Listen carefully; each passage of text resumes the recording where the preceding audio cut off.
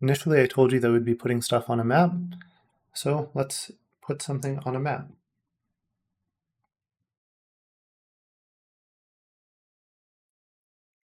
We just need some kind of map data. So I found this GeoJSON. You can go here and go down to this countries file, save it somewhere. And once you've saved it, just put it in the same folder as the project. And now I wrote this function off screen, but that's okay. You don't need to know about GeoJSON, but it's just a way to specify geometric information in JSON format. And the only thing that we're interested in is getting the lat-long coordinates out of it. So we're going to do a little bit of parsing to get those lat-long coordinates out. And if you want to follow along with this data, the main idea is GeoJSON has features. So at the top level, we have a feature collection. The feature collection has different features. Features will have geometries. And in this case, we have polygons and multi-polygons.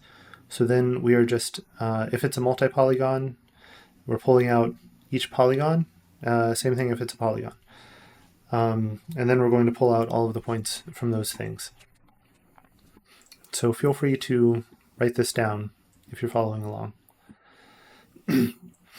And now we have this data, and we've modified the getData function so that we are just getting this data.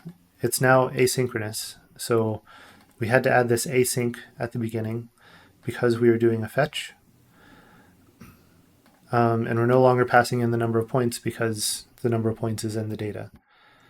And then down here, whenever we draw the arrays, we're doing data.length over 2 because each data point is 2 values, a lat and a lon.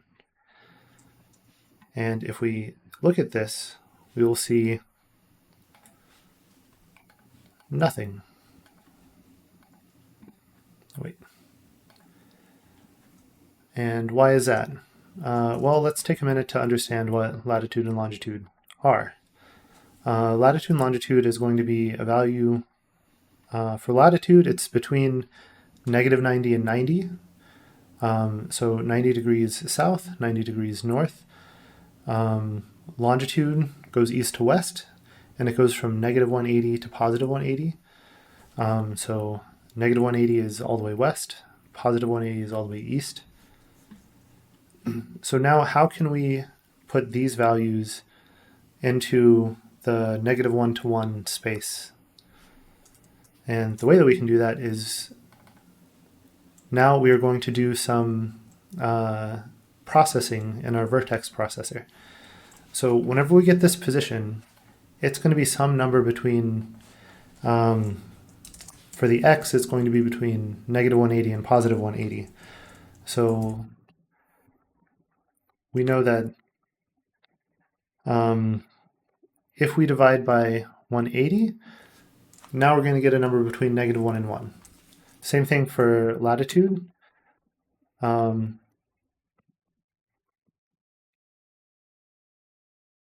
If we divide by 90, we're going to get a number between -1 and 1.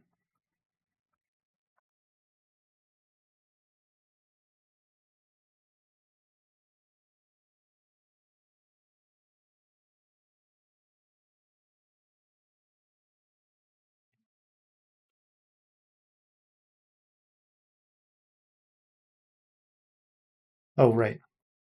So now we need to do x, y, and there we go.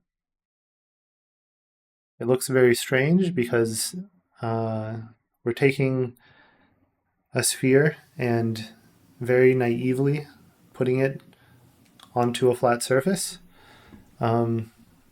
But there we go. We have a map.